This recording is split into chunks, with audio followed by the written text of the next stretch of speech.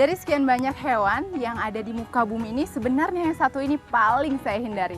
Karena menurut saya bentuknya itu cukup menggelikan. Namun ternyata di kawasan Depok, Jawa Barat, ada yang membudidayakan hewan ini karena dinilai bermanfaat untuk mengobati berbagai macam penyakit. Kita cari tahu aja yuk.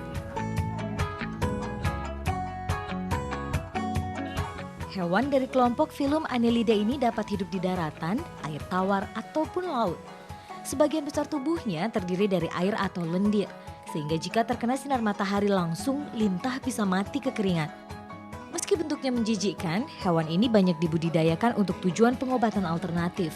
Peluang bisnis di bidang ini pun sangat menggiurkan karena permintaannya tak hanya berasal dari dalam negeri tapi juga mancanegara. Midin Muhyiddin termasuk salah seorang peternak lintah yang sukses. Usaha yang baru dirintisnya 3 tahun lalu bisa mencetak keuntungan hingga 30 juta rupiah per bulan. Ini dia ya Pak ya lintahnya? Iya. Banyak banget. Saya agak merinding Pak. Ini apa aja nih kok di dalam toples sih? Ini lintah yang siap untuk dijual, Mbak. Oh, kalau siap jual berarti ini untuk apa nanti? Pengobatan gitu ya? Untuk terapi pengobatan. Yang macam-macam ya usia sebetulnya. berapa? Usia 4 sampai 6 bulan. Lintah yang digunakan untuk pengobatan adalah jenis Hirudinaria manilensis yang banyak dikenal sebagai lintah kerbau atau lintah rawa. Coba pegang. Geli. Coba dipegang dulu. Bentar dulu. Nggak apa-apa, dia butuh waktu untuk menghisap. Iya Pak ya. Nah ini butuh waktu untuk menghisap memang. Jangka waktunya sekitar 1 sampai 2 menit. Tapi apa jangka waktu segitu tidak akan langsung menghisap saya Pak? Tidak. Lintah berjalan dengan otot-otot tubuhnya sehingga bentuknya elastis. Midin juga menunjukkan lintah dewasa berumur lebih dari 2 tahun yang digunakan sebagai indukan. Lintah sebesar ini biasanya digunakan dalam industri farmasi. Jadi yang bisa menghisap darah kita adalah bagian depan, bagian kepalanya yang runcing ini. Dan dia itu punya gigi yang jumlahnya sekitar 100 buah, benar nggak Iya, Pak? betul. Dan kalau misalnya digigit itu bentuknya segitiga, gitu. Akan meninggalkan jejaknya itu segitiga. Dengan giginya itu, lintah ukuran 5 hingga 7 cm yang digunakan dalam terapi pengobatan akan menghisap darah manusia sebanyak 5 cc dalam waktu 1 jam. Iya. Saatnya makan siang untuk para lintah yang sudah 2 minggu tidak diberi makan. Karena memang makannya 2 minggu sekali. Dan kita lihat langsung diserbu. Tempat pemeliharaan lintah dikondisikan seperti habitat aslinya. Jika pakan di alam liar berupa hewan mamalia seperti kerbau dan sapi juga ikan, sebagai penggantinya diberikan belut segar yang masih hidup. Wah, lihatnya tuh agak menyeramkan karena belutnya itu langsung diserbu sama puluhan bahkan ratusan lintah.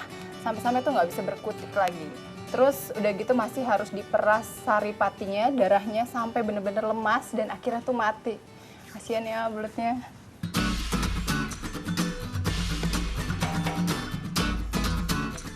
Kalau kenyang begini, sang lintah dapat membesar 5 hingga 10 kali lipat dari ukuran semula. Dan cadangan makanan ini bisa digunakan untuk memenuhi kebutuhan hidupnya hingga 2 tahun mendatang. Sekarang kita menuju ke lokasi pembiakan. Agar kotoran tak masuk dan terjaga kelembapannya, diberikan jaring-jaring halus sebagai penutup kolam. Ini kita bisa lihat nggak Pak? Bisa, Mbak. Nah, Bisa ya? kita coba buka ya. Satu kolam ini. Bisa nggak dicari ini telurnya? Telur lintah ada. Iya. Tunggu sebentar ya, Mbak ya. Lintah lebih senang menaruh telur-telurnya pada ruang tersembunyi. Wah, ada lintah yang lagi kawin nih. Jadi ada 2 ekor lintah itu saling mendekat gitu ya Pak ya. Sebenarnya lintah adalah hewan hermafrodit, punya 2 alat kelamin tapi tetap membutuhkan pasangannya. Jadi saling Kembang biak. untuk saling memberi sel telur dan Iya. sperma gitu ya.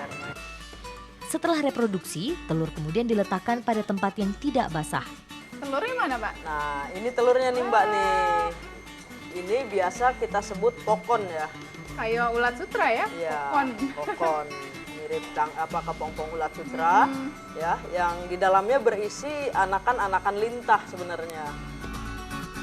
Untuk 1 ekor lintah bisa menghasilkan sekitar 60.000 anakan per tahunnya. Wah, sepertinya kali ini kita beruntung. Ini sepertinya kokon lintah yang sudah matang, Mbak.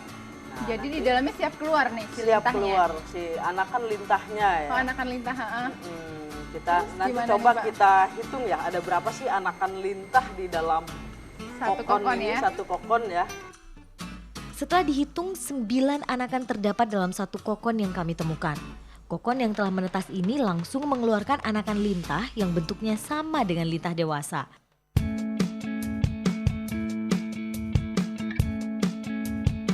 Jadi sebenarnya si air liurnya lintah ini amat sangat bermanfaat untuk berbagai macam pengobatan karena di dalamnya mengandung sekitar 15 jenis unsur zat-zat aktif, diantaranya antikoagulagen atau zat anti pembekuan darah. Untuk terapi, lintah ditempelkan pada titik-titik yang menjadi pusat penyakit selama setengah sampai 1 jam. Kemudian lintah akan mengeluarkan lendir yang berguna untuk meregenerasi sel-sel dalam tubuh dan pengeluaran darah kotor. Sebenarnya nggak kerasa sakit sedikit pun, cuma saya benar-benar jijik sama hewan ini, geli aja gitu. Banyak pasien yang telah merasakan manfaat terapi lintah. Salah satunya Omar, penderita stroke yang sudah 2 tahun menjalani terapi lintah. Tadi nggak bisa bergerak ya, sekarang sudah bisa jalan. Duduk bisa, Tadinya? nggak bisa. Karena kalau berobat kelur kan mahal, kalau berobat operasi. Nah, kalau ini kan